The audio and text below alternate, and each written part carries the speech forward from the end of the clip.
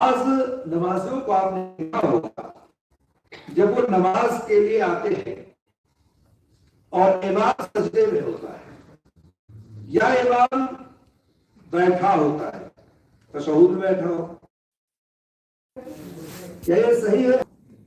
آپ جس حالت میں امام کو پائیں اس وقت میں آپ کو نماز میں شامل ہو جانا ہے۔ امام اگر بیٹھا ہے تو آپ بیٹھ جائیں، ٹھیک ہے، نہ کہ آپ کھڑے ہو کر کے انتظار کریں۔ یہ دوسری جماعت قائم کرنا زیادہ بہتر ہے یا پہلی زیادہ بہتر ہے؟ تو پہلی چھوڑ کے دوسری چکر پڑے رہتے ہیں۔ اس لیے حالت میں امام کو آپ پائے اس حالت میں کھڑے کر کے انتظار کریں۔ تو امام کے بیٹھنے کا، امام کے کھڑے ہونے کا، امام کے رکوع اور سجدے میں رہنے کا، اس طرح سے جو لوگ انتظار کرتے ہیں اور نہیں شامل ہوتے ہیں ان کو پتا ہونا چاہیے کہ وہ بہت بڑی فضیلتوں سے محروم بھی ہو جاتے ہیں۔ آپ سجدے مثال کے طور پر آپ سجدے کی حالت میں امام کے ساتھ شامل ہو گئے اور وہ شخص جو آیا اور کھڑا رہا اور سجدے میں نہیں گیا، تو جو سجدہ کر لیا اس کی زیادہ فضیلت ہے یا جو کھڑا رہا اس کی زیادہ فضیلت ہے؟ ایک سجدہ اس کو زیادہ ملا کہ نہیں ملا؟ نماز میں شامل ہوا تو زیادہ نیکیاں بڑھیں گی۔ تو یہ صورتحال ہے ہمارے بہت سارے نمازیوں کا۔ اسی وجہ سے آپ دیکھیں بعض اماموں کا حال بھی یہی ہے، اللہ کو سلامت رکھے، کہ وہ رکوع سجود کو بھی بہت ہلکا ہلکا کرتے ہیں، کھٹا کھٹ بالکل ایسا لگتا ہے کہ پیچھے والا اگر ذرا بھی سست پڑ جائے تو رکوع سجدہ چھوٹ ہی جائے اس کا۔ یہ صورتحال بعض لوگوں کا ہوتا ہے، امام ہے تو بھی اور بعض لوگ امام نہیں ہے پھر بھی وہ کھٹا کھٹ کرتے ہیں۔ آپ اکیلے نماز پڑھ رہے ہو یا امام کے پیچھے پڑھ رہے ہو، آپ کو چاہیے کہ آپ سکون اور اطمینان کے ساتھ نماز کو نہ کہ آپ جلدی جلدی نماز کو ادا کریں۔ اسی طرح سے بعض لوگوں کو آپ نے دیکھا ہوگا، اکثر پتہ نہیں چلتا آپ کو یہ غلطی یہ کوتاہی ہو رہی، لیکن بعض نمازیوں کو آپ دیکھیں کہ جب دعا پڑھتے ہیں، آپ مثال کے طور پر آپ رکوع میں ہیں، سبحان ربی العظیم سبحان ربی العظیم سبحان ربی العظیم، یا اور کوئی دعا رکوع میں پڑھ رہے ہیں، ابھی دعا مکمل نہیں ہوئی کہ آپ کھڑے ہو کے سمی اللہ علیہ حمدہ کہیں گے۔ سجدے میں آپ سبحان ربی الاعلیٰ سبحان ربی الاعلیٰ پڑھ رہے ہیں، ابھی سبحان ربی الاعلیٰ مکمل نہیں ہوا آپ کا اور سر اٹھا دیا آپ نے، تو یہ کوتاہی ہے۔ جس مرحلے میں آپ نماز میں ہیں اس مرحلے میں اس دعا کو مکمل کرنا ہے، پھر آپ کو سر اٹھانا ہے، پھر آپ کو دوسرے حرکت پہ جانا ہے، نہ کہ آپ پہلے اپنے سر کو اٹھا لیں۔ یہ ایسا بہت ہوتا ہے، یہ کوتاہی بہت ساری نمازیوں میں ہوتا ہے کہ وہ نماز جیسے آپ دونوں سجدوں کے درمیان آپ بیٹھے میں دعا کر رہے ہیں، اللہم اغفر لی ورحمنی واہدنی وعافنی وارزقنی، یہ بھی دعا مکمل نہیں ہوئی اور اب دوسرے سجدے میں پہنچ گئے، ٹھیک ہے۔ تو اس طرح سے چاہیے کہ ہر دعا کا ایک مقام ہے اور اس کو آگے پیچھے پڑھنا غلط ہے۔ جہاں جس کا جو مقام ہے وہیں پر اس کو ادا کیا جائے گا اور پڑھی جائے گی، نہ کہ اس کو ایک حرکت سے دوسرے حرکت پر جانے پر آپ اس کو ادا کریں اور پڑھیں۔ اس لیے ضروری ہے کہ آپ اس کو وقت پر پڑھیں اور جو مقام ہے اس مقام پر پڑھیں، اس کو آگے پیچھے کر کے نہ پڑھیں اور نہ جائیں۔ بہرحال ہم نماز کے سلسلے کو چلتے چلتے کہاں تک پہنچے تھے پچھلے ہفتے؟ سجدہ ہم نے ایک کر لیا تھا، اس سجدے میں بہت ساری کمیاں اور کوتاہیاں ہم نے بتائی تھی، ٹھیک ہے۔ جیسے مثال کے طور پر سجدے کے دوران اگر کوئی شخص غلطی کرتا ہے، کوئی ایک غلطی بتاؤ شرف الدین بھائی، جو سجدے میں جا کے انسان غلطی کرتا ہے، کوئی غلطی پیچھے سے پیر اٹھا لیتا ہے، ایک غلطی پیچھے سے پیر اٹھا لے گا، دوسرا ناک نہیں زمین پر رکھتا ہے، اوپر نیچے رکھتا ہے، تیسرا ہاتھوں کو بچھا لیتا ہے اسے، ٹھیک ہے، ہاں، چوتھا ہاتھ کو اپنے ران یا کونیوں کو اپنے ران یا پہلو میں لگا لیتا ہے، ٹھیک ہے، پانچواں پیر سیدھا نہیں رکھتا ہے، بالکل کھڑا نہیں رکھتا ہے، یا آگے جھکا رہے گا یا پیچھے جھکا رہے گا. ٹھیک ہے. چھٹا ہاں ہاتھ کو بالکل ایسے لگا کے رکھتا ہے, جبکہ ہاتھ کہاں رکھنا چاہیے؟ کندھے کے برابر یا کان کے برابر. ٹھیک ہے, وہ ایسے لگا کہ چپکا کے رکھے گا تاکہ کوئی نظر نہ آئے ادھر ادھر. جبکہ پوری نماز میں آنکھ کھلی ہونی چاہیے. آنکھ کو نماز میں بند کرنے کا کوئی تصور نہیں, کہیں بھی آپ نہیں بند کر سکتے. آپ یہ سوچیں کہ خشوع خضوع میں نماز کو بند کرو, نہیں, آپ کو دور رکھنا ہے. ٹھیک ہے.